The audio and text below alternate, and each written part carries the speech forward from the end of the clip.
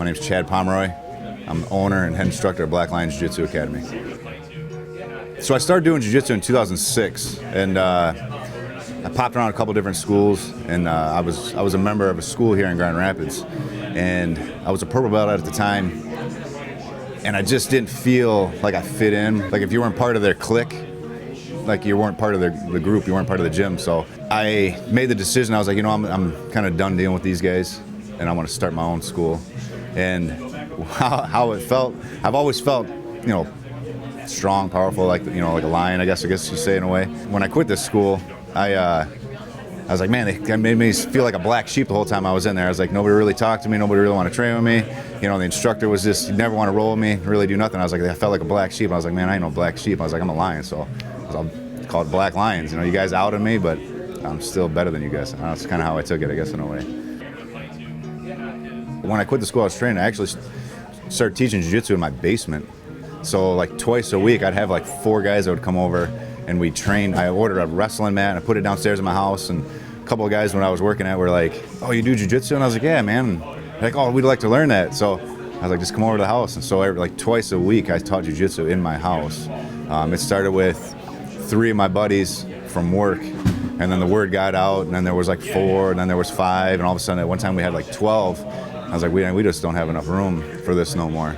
I was broke, I didn't have nothing. So I was like, how can I need more mats, I need rent, money. So I ended up selling, I had a 73 Dodge Dart Sport. I sold both my Harleys. I sold my IROC Z. I sold a ton of guns. At the end of the day, I think after I sold everything, I had about maybe 10 grand. So I bought all the mats.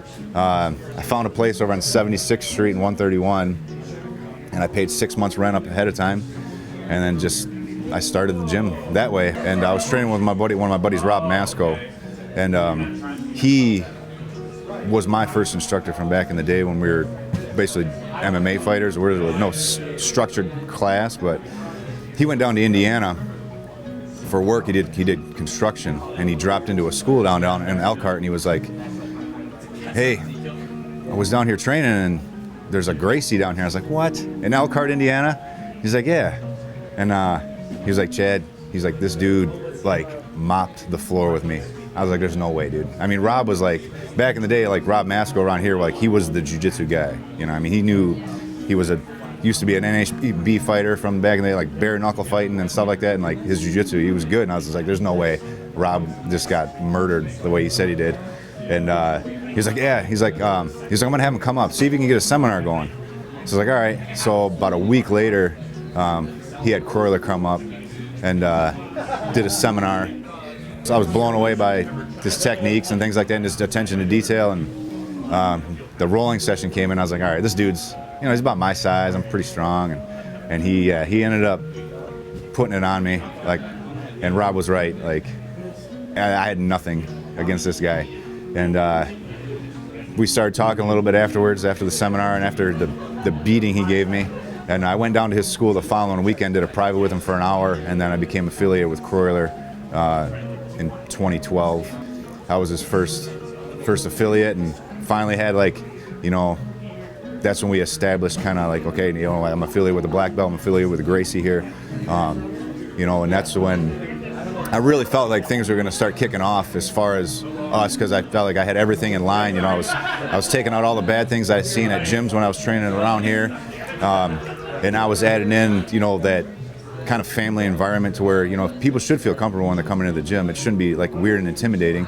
I want people to be able to approach me and talk to me about, hey, Chad, I have a problem with this or an issue with this, because when I was at other schools, you know, you almost felt a little weird, like, hey, you ask an instructor, hey, can you help me out with this? Or, you know, talking to them about how you feel. You know, it's like, let me know how you feel. You know, I want to know, you know, if you're having issues, you're falling behind on something, you know, that way I can help you. I'm here to help everybody.